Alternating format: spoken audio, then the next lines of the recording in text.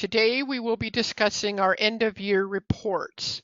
Reports that are important for end of year can mostly be brought up anytime during the year because on our report module, I'm just going into the report module here, any of these financial doctor production reports, all of those let you allow a date range. So with a date range, I can go back and get it 5 years ago or get it from tomorrow. So those types of reports, again, are not time sensitive. You can pull anytime you want. One report that is very time sensitive is this inventory category totals. This is the report that tells us our cost of goods on hand. And when we ask it to print, right at the very moment we hit preview, it's going to calculate how many you have times what you paid for it and give you a cost of goods on hand. The most important part about these inventory category totals is it wants to default to FIFO because FIFO is alphabetically first.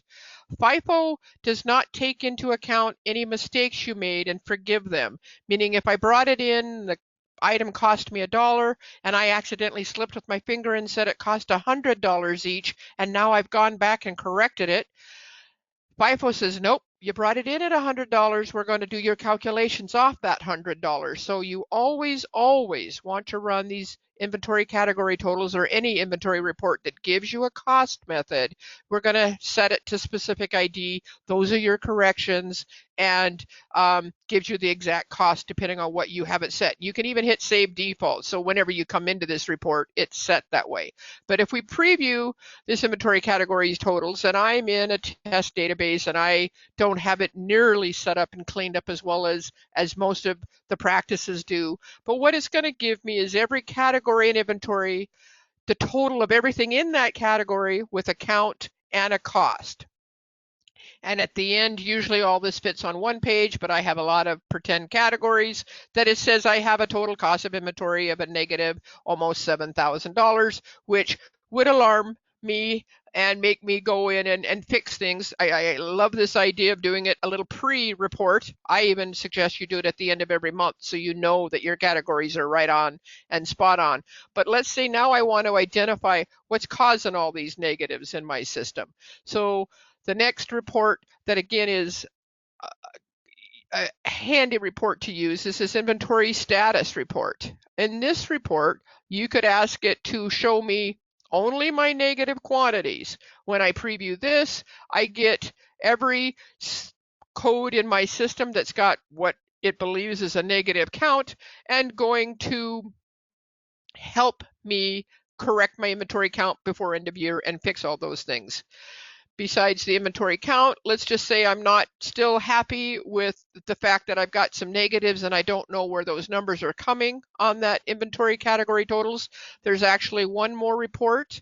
Your guys' systems must be on 6.0 or higher.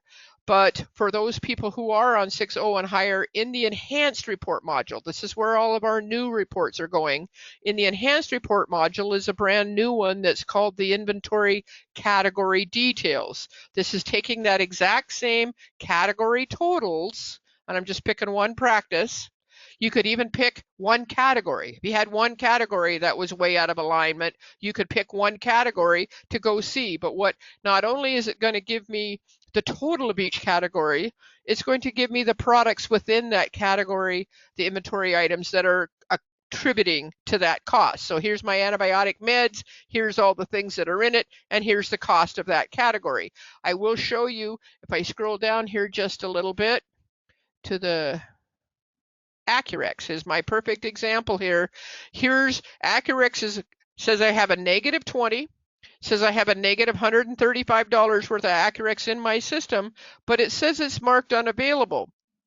The inventory category totals does not care if it's available or not. If you have stock, it's going to count on the report. So key here, I would have to go make this available, change my account to 0, and then make it unavailable again. So the key here is to always make everything 0 before you make it unavailable, that I'm not using that code anymore. So last but not least, on our reports, let's say now we're going to do an inventory count and we're going to do a physical count. We need a report that's going to help us do that. There is the inventory count sheet in here. On this count sheet, You can set it, to print by. You can organize it multiple ways. Again, if we've worked really hard in getting all of our categories organized and set up and put together the way we want them, then I could go to category. I could do just my anti-inflammatories to my anti-inflammatories. And if I preview that, I get several pages, but this is every item in my anti-inflammatories, what my count is, and it gives you a little box to put your count in and then take it back to the inventory module and make your adjustments to get your counts right on. Again, something everybody's pretty much doing at the end of year.